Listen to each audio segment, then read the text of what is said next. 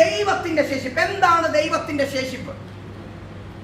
4-ാം വാക്യത്തിലേക്ക് നിങ്ങളുടെ ശ്രദ്ധയെ കൊണ്ടുവന്നാൽ അതിനകത്ത് ഒരു പ്രൊഫറ്റുമായി റിലേറ്റ് ചെയ്ത് ഒരു വാക്ക് ബൈബിൾ പറയുന്നുണ്ട്. എന്നാണ് ആ വാക്ക്? നോക്കി, 4-ാം വാക്യം നോക്കി. ഏലിയാവിന്റെ കാലഘട്ടത്തിൽ നടന്ന ഒരു പരിപാടി അവിടെ പറയുന്നുണ്ട്. പറഞ്ഞേ. 7000 പേരെ ഞാൻ എനിക്കായി ശേഷിച്ചിരിക്കുന്നു.